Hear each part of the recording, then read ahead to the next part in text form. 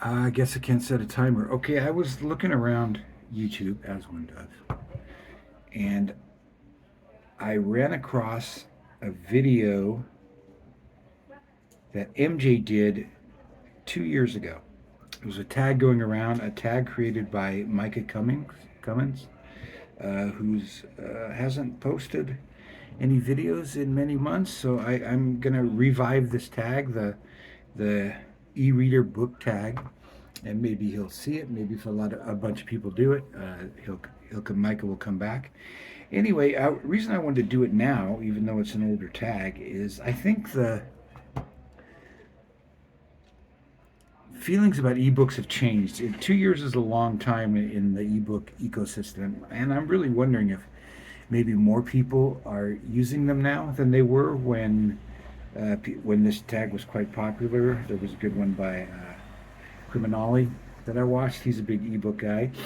Um, Steve Donahue did one, I think.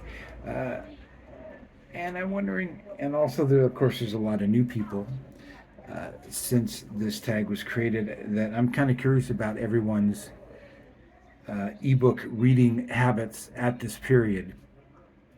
So I'm going to do them. And here are the prompts. I'll put Micah's original video, and I'll put MJ's video from Reading This Life in there too, links in there, and it's about 7 prompts. And I'm trying to do these on my phone now because the video camera quality is a lot better. So I'm reading this off my laptop.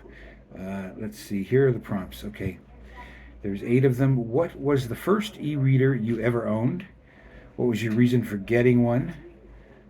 What, were you a reluctant convert or an eager one? My first one, this is going back quite a ways now, was a a Kobo device because, or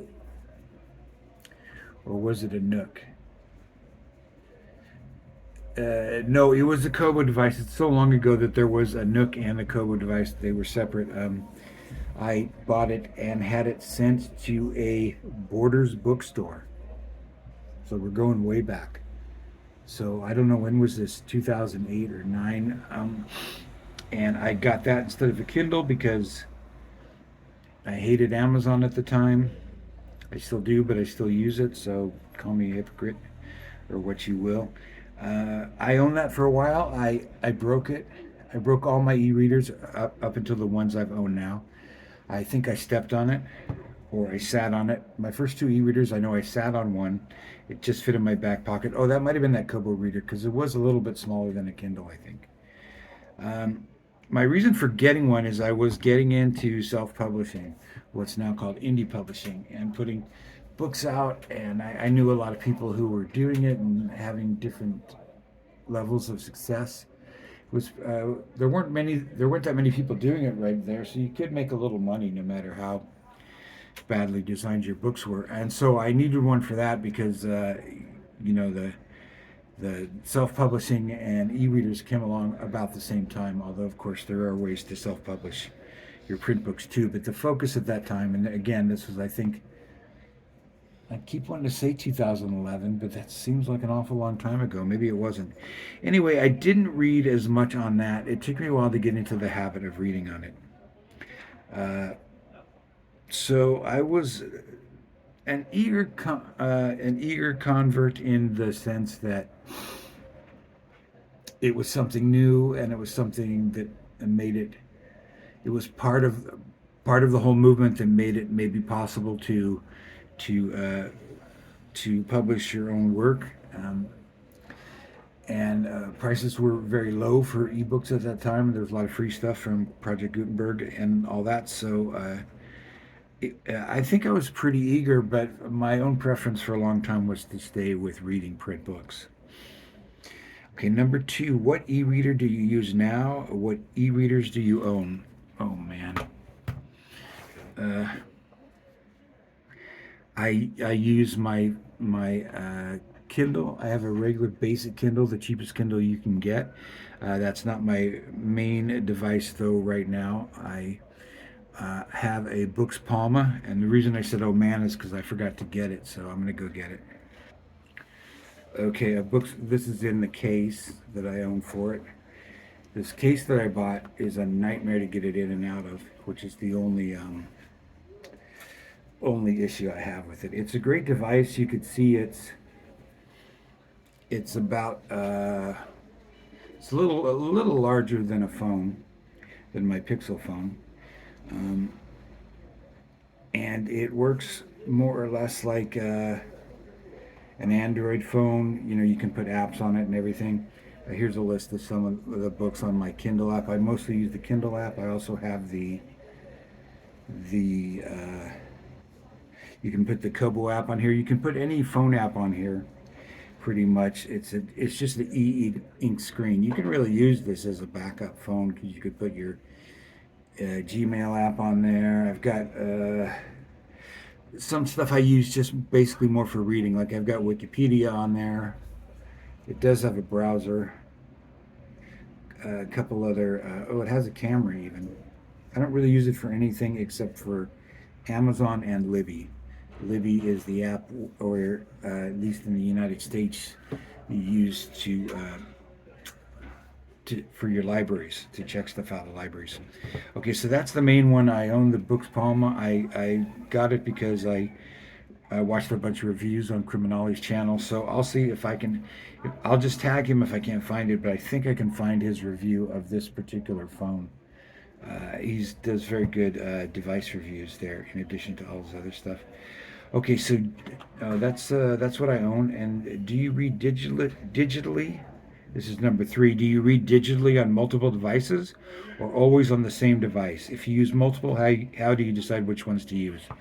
Mostly, I use this device. The reason I bought it over the Kindle is because I read in bed a lot, and I like to just hold it with one hand and change pages. And I was always dropping the Kindle on my face, on my teeth. And so I wanted something smaller, something phone size, but I didn't want to be on my phone all the time. So I mostly use this phone. Sometimes I'll use my actual phone because you can see, especially for Libby, some of the books you check out from Libby. I'm going to bring up the Libby app here. You can't read on the Kindle app. You have to read them on actually in the Libby app. And for some reason, I always forget I have the Libby app on here. I mostly use to search for books and check them out on Libby. I got a bee buzzing around. On Libby, I use my phone itself because this is pretty slow to try and use as a phone. You know, to try and use the apps. You know, you can even watch YouTube on this thing, but I wouldn't recommend it. So I mostly use this one. I just use various apps. I really should switch over to Kobo and join their book lending program, Kobo Unlimited. That's not what it's called. I can't remember what it's called, but it seems like a pretty good program compared to Kindle Unlimited, which is very limited in the type of books you can check out from it. Mostly indie books, but a lot of publishers are not on board with it. Let's see what else we got.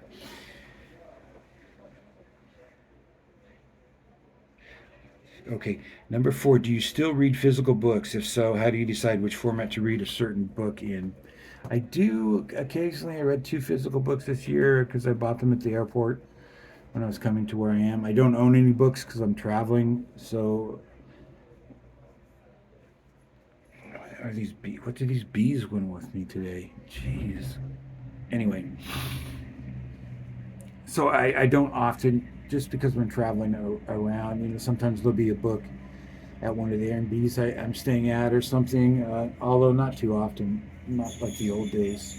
When you travel, you used to find books laying all over the place at hotels you stayed at, or you know, hostels, what have you. But there's not that many people read anymore, as we all know.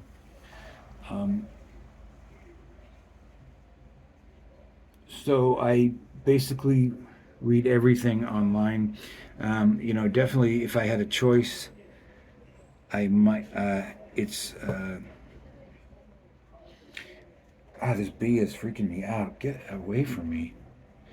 Anyway, and if you have multiple devices, how do you decide which one to use? I mostly keep the Books Palma handy all the time and use that. If I forget, if I'm out someplace, I don't carry it around. I just jump onto the phone apps.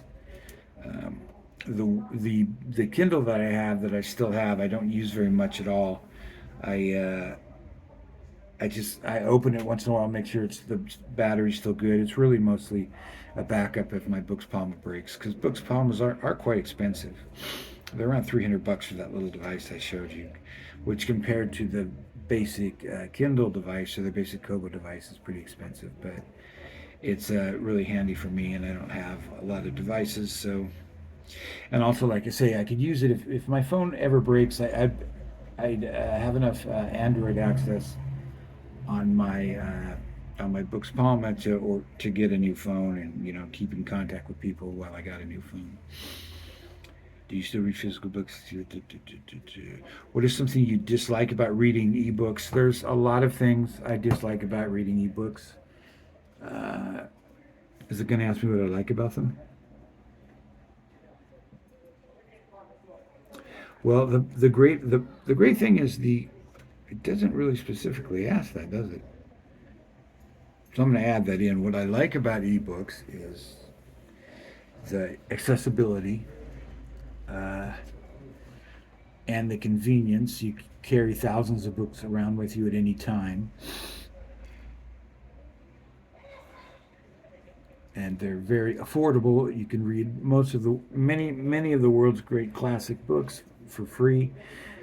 You can read a lot of great old classic genre classics from the 50s to the 80s, especially in mystery and science fiction. You find many for $2.99 or 99 cents or less.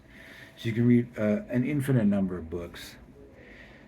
For all practical purposes, an infinite number. More books than you could ever want in your lifetime are available on ebooks, and they're right at your fingertips.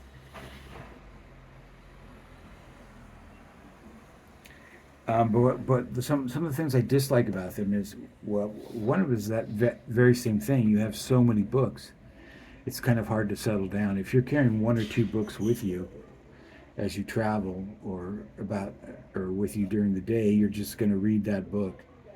And if it's dull or something, you find another one. But for the most part, you'll stick with it. Whereas with ebooks, it's really sometimes hard for me to decide what to read next or what to continue with, because I've got 1,000 other books right in my hand. So that's one thing I don't like about it, is just the tyranny of choice, which is really just a very modern problem we have with everything, with movies, with all kinds of streaming, with varieties of cereal. We just have so much choice that it can be overwhelming, and you get and can cause decision fatigue. Um, Another dislike is it's easy to forget what books you have. If you look at your shelf or your shelves, you can see what you've got. Uh, some of the search functions, there are not enough different search functions and sorting uh, capabilities on the Kindle as I would like. So it's easy to forget you have certain books, and they get pushed down your list. I would like to be able to sort by most read, for example. Like if I've got a bunch of books that are like, usually the sort is my most recent books, or I think you can sort alphabetically, or you can sort by categories that you set up, but you can't sort by your most read books. For example, if you've got a book that you've read 41% of, and one that you've read 13% of, one that you've read 1% of, and the rest that you've read 0% of, you can't sort for that. So sometimes I'll lose track of if I've opened a lot of books recently, I'll lose track of say a short story collection I've been working through for a long time, because it'll get pushed so far down the list. Another thing I don't like is how do I put this? The lack of variety. Every ebook looks the same essentially. I mean, it might have a little different font, a little bit different formatting, but physical books are all very different from each other, and you might even have 2 or 3 copies of one book, and just one physical copy might appeal to you more than another, because each book has its livery, its design, its era, and I think those kind of intangible things, uh, or those kind of tangible, tactile things, are one of the pleasures of reading that I miss. I'm sitting here with a background of a plain wall and part of the sky. The sky looks very nice today, doesn't it? I'm in Albania. If you haven't seen my other videos, this is Durrës, Albania, where I'll be for another couple weeks. Um, but I would not make a virtual backdrop of my list of recent reads on Kindle, for example. Just wouldn't be interesting. And people have most people do their, or many people do their YouTube videos with their books in the background, and it's a real great aesthetic to be surrounded by physical books, um, as opposed to, if I were able to make a backdrop like this of books I've got to read soon or planning to read or whatever, it's not going to be that interesting. They're just little squares on little pixels. So I miss the physical tactile part of it. Another physical tactile part I miss is to be able to flip back and forth easily. I know you can do it in the devices. You can sort of click the page once and go back and scroll back a few pages and that, but it's not as easy to just dip back and forth in a book. It is much easier, of course, if you're looking for some specific passage, to use the search function in the device to find, if you remember, there was a scene about, a red wagon. You could type in red wagon and it'll take you to all the incidents, all incidents of that phrase in a book you're reading. Very handy to have, but I do miss the physical part, and holding a great old Ace Double or a Daw paperback. Those are the kind of books that really, that I find aesthetically pleasing, is the old cheap genre paperbacks. But for other people, it might be really expensive editions or whatever. But all that stuff kind of goes by the wayside, and you're left with the writing, the prose, or the words on the page, which is the important thing. But there is something that's lost when you don't have that tactile component, I think. So that's what I dislike about them. There's no way getting around it, really. I think if you can do both, of course. Would you ever ditch physical books completely and become a sole ebook reader? This is number 6. If yes, why? If no, why not? I hope I will never ditch them completely. I guess the only reason I would is when they completely disappear.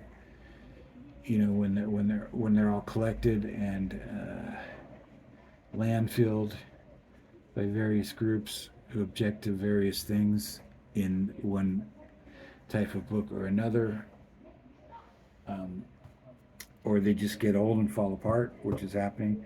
But as long as they're around, I think I'll still read books when I have time. Once I settle down, once I stop, excuse me, once I stop traveling, I am going to start buying books again, if I can find a way, depending on where I live. 7, where do you get your ebooks? Kindle store, library loans, third-party websites, etc. I think there used to be third-party websites, like there was Diesel Books and a few others. I don't know if there are any now. I think there's really just the big platforms, which I guess Smashwords is still around, where you can buy ebooks directly, where they don't have their own platform, where they don't have their own device. But it's basically Kobo, which services Barnes and Noble and the Kobo Book and different book chains, and Amazon. Right there, I don't think there's any others. There was so many for a while that were just really small, but they really couldn't compete. And of course, you can buy books. For example, Valancourt Books, you can buy Oh no, I take that back. I thought you could. Even Valancourt books, their ebooks, they just sell them through Amazon. You can buy their print books, their physical books, directly from a lot of publishers. But some are just going to Amazon for the selling of the ebooks. Not really sure why. I get a lot from Project Gutenberg. You just download those. You send them to you use the send your device function for Kindle, or I'm sure there's something else for Nook. I do buy books on Amazon. It's just, in terms of searchability, it is an amazing website. You can find everything, although you're going to have to look through. Now you have to look through, if you type in Conan, if you type in Robert E. Howard Conan, first you're going to get a big square of books that are advertised by publishers and independent authors that are hoping to catch people looking for Conan. Then you're going to scroll down like half a page and you'll see some Conan books. Well, you'll see some Conan movies first. And, Conan, whatever there are, games. And then eventually you'll get to some books by Robert E. Howard. And then you'll get a whole nother band of advertisements. So, uh-oh. I opened another page, so now I can't get back to the questions. What the heck? I'm almost done with them too. See, I'm trying to work everything out for what's the best for film quality. I'm going to get a microphone in a month or so because I can't make my voice loud enough, and I think that'll help out the watchability of these videos a lot. And this is kind of an experiment to see if the video quality really makes a difference, because I've been looking back at some of them, and oh my god, the quality of the camera on my Acer Chromebook is not really doing it, is it? Okay, so where do you get your Kindle? Oh, library loans. I do a lot of library loans. If you have a library, they probably have a lot of books there. Many times I'll try and remember to search for books there first, and it is another good way to weed down my reading, because I'll put books on hold, and by the time they show up, I don't even remember why I wanted to read them. So that right there can just save you a lot of money if you're an impulse buyer of books. I've got stuff on hold now that I really wanted to read right away, but unless it's super cheap or unless I need to read it for some specific reason, I usually try and get it on library first. And it helps to have a good library in your neighborhood that you can hook up with. But I think most of them have ebook programs now. It's the way it's going, and I know most libraries really want to be ebook friendly, because their goal is to spread literacy. Okay, have you ever ditched? Where do you? Okay, that's it. So, again, I wanted to do it. I'm curious if anybody's attitudes have changed. If anybody did this before and feel like their answers have changed enough, it'd be a great time to do it again. I'll tag a few people that I know didn't do it because I don't think they were on BookTube yet. I'll tag Faceless Book Reviews. I'll tag Maeve. I'll tag Kevin Toll Reeves, the usual suspects. I'll tag MJ. I'll just mention that MJ is the reason I found this. Link to her version of this tag from 2 years ago. And Steve Donahue is a big ebook advocate. Maybe his opinions haven't changed because he's pretty gung on ebooks all the time, but I'll put him in there because I mentioned him. And Criminality because of his Books Palmer review, if I could find that one. I think I can. And if anybody else I think of, I'll put down in there too. Alan. I'll tag Alan too. Oh, Alan. I'll tag him, and I'll apologize because I don't think Alan reads ebooks. So he could just message me if you want. Leave a message, Alan, if you're seeing this. And I apologize if I tag anybody else that is an ebook hater or non-reader. Just skip it. And if you see this and you want to do it, please do, and let me know so that I can watch your tag. Thanks very much.